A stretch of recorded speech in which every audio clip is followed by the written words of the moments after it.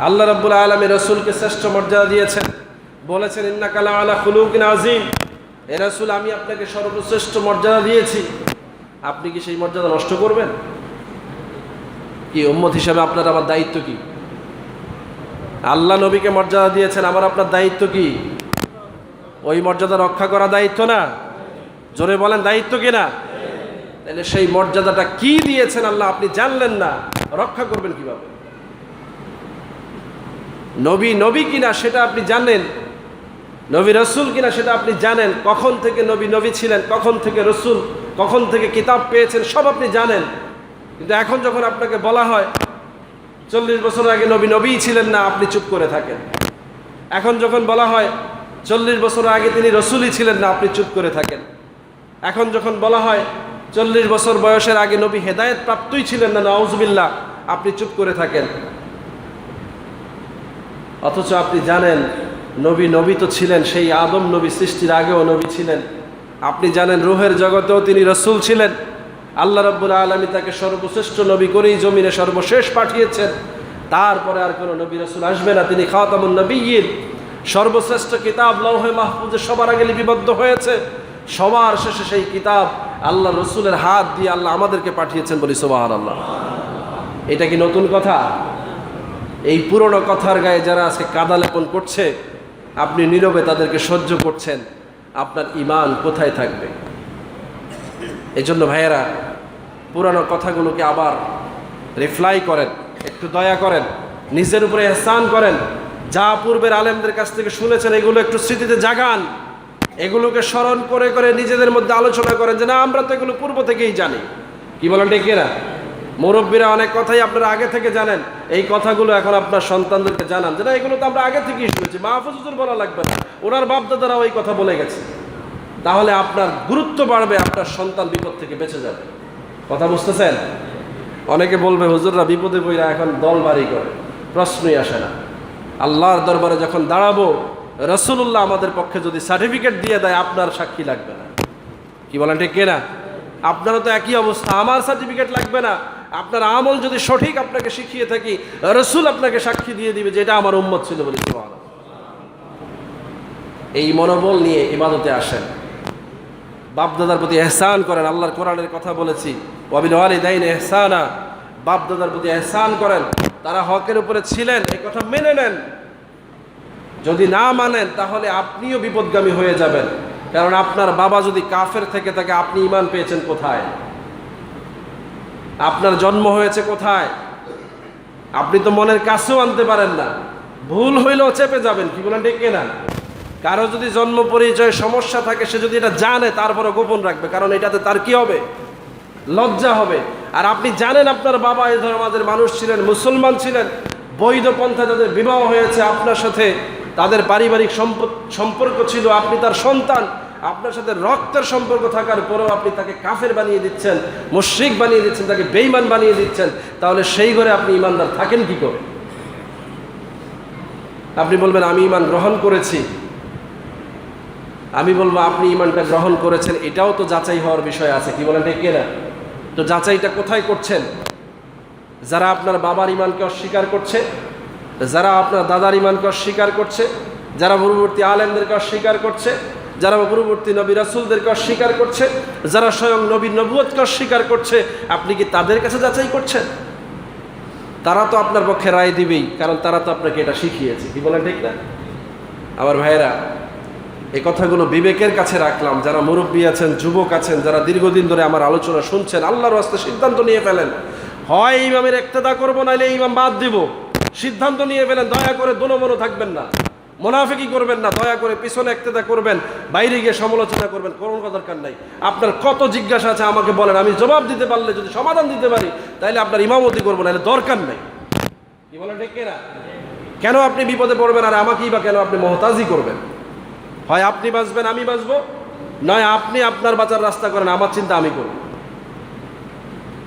সম্মানিত ভাইয়েরা, আজকে ওলামায়ে কেরাম এই কথা বলছেন, রূঢ় কণ্ঠে বলছেন না। অনেকের সমস্যা আছে, অনেকের প্রবলেম আছে, অনেকের অবস্থান শূন্যতা আছে, এজন্য অনেক কথা জোর করে বলে না। এটাকে দুর্বলতা মনে করবেন না, এটা তাদের সরলতা মনে করতে পারে। অনেক আলেমরা জ্ঞান সম্পর্কে অনেক যথেষ্ট ধারণা রাখেন, অনেক যোগ্যতা রাখেন, কিন্তু বিনয় ভদ্রতার কারণে আপনাকে প্রেশার ক্রিয়েট করে কথা বলেন না, আপনি এটাকে অযোগ্যতা মনে করবেন না। আজকে সমাজে বড় বড় আলেমদেরকে প্রশ্ন তুলে কথা বলা হচ্ছে, দ্বিধা করা হচ্ছে না। আপনার চোখে যে বড় সে বড় হলেই হবে না। সমষ্টিক ইসমার চোখে যারা বড়, সমষ্টিক মিল্লাতের চোখে যারা বড় ছিল তাদেরকে আপনি বড় জানতে হবে। কি বলেন ডেকে না?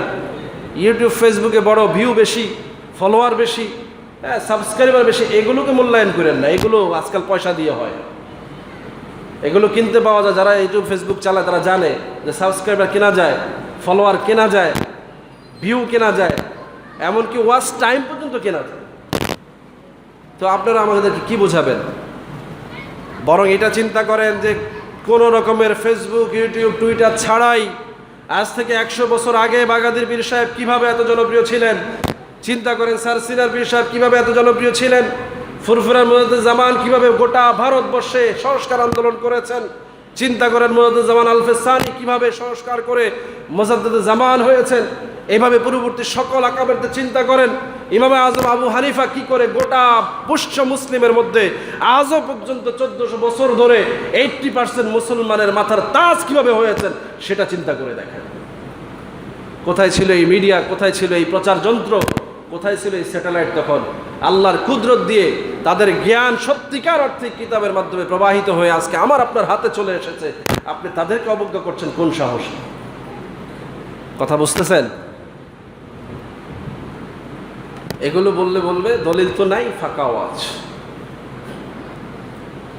আফসোস তাদের জন্য।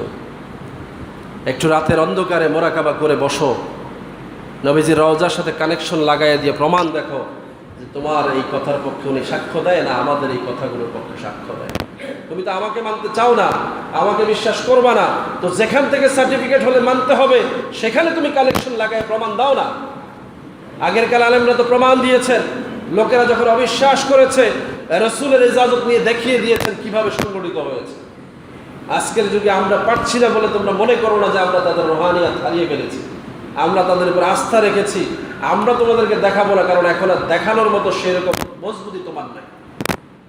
আপনি বলেন, আমি যদি বলি যে ঠিক আছে ধরেন আমি, আল্লাহ মাফ করুক আমাকে, আমার হিম্মত নেই, সাহস নেই, যোগ্যতাও নেই, কিন্তু যদি আমি বলে বসি যে আপনাকে আমি নবী দেখাই দিব, আপনি বলেন আপনার কি যোগ্যতা আছে নবী দেখার? আছে কোনো যোগ্যতা? বলেন, নবী দেখারও তো যোগ্যতা লাগবে, লাগবে কিনা বলেন? আমি আমভাবে বলে দিব আর আপনি নবী দেখে ফেলবেন, এটাও কি হতে পারে? সেই যোগ্যতার মানুষ যেই সমাজে ছিল সেই সমাজে আল্লাহর ওলিরা প্রমাণ দিতে পেরেছেন, কারণ তাদেরও ধারণ ক্ষমতা ছিল বলে। সুবহানাল্লাহ। একজনের কথা বলে যাই, যাদেরকে কওমিরা মানতে বাধ্য, দেওবন্দিরা মানতে বাধ্য, আমরা আলী আল্লাহরা উদারভাবে মানি। রশিদ আহমদ গঙ্গোহী রহমতুল্লাহ আলাইহি, তার পীর ছিল হাজী ইমদাদুল্লাহ মুহাজ্জির মক্কি। ফুরফুরার মুজাদ্দিদ জামানের যিনি পীর, ওনারও তিনি পীর। তো ইমদাদুল্লাহ মুহাজ্জির মক্কি তিনি কিয়াম করতেন, মিলাদের সময় দাঁড়িয়ে যেতেন। তো ওনার অনেক ভক্তরা বলছে যে রশিদ আহমদ গঙ্গোহী আপনি যেই পীরের ইত্তেবা করেন তিনি তো মিলাদের মধ্যে দাঁড়িয়ে যান, আপনি তো দাঁড়ান না, এর কারণ কি? তো তার চিন্তা হলো আমার পীর যেহেতু এই কাজটা করে বিষয়টা একটু জানা দরকার।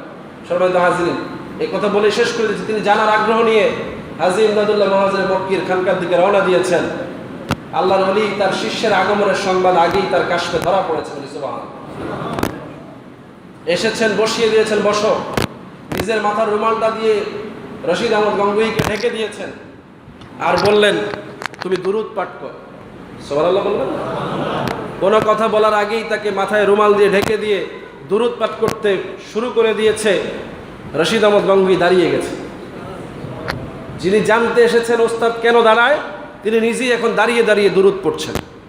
সুবহানাল্লাহ বলবেন না? রুমাল টেনে নিয়েছেন, রশিদ আহমদ গঙ্গোহী বসে পড়েছেন। জিজ্ঞাসা করলেন রশিদ কি সমস্যা? তিনি বললেন যে আমি যখন রসুলের উপরে দুরূদ পড়তেছিলাম আমি সরাসরি আমার রসুলকে দেখতে পাচ্ছিলাম বলে। সুবহানাল্লাহ।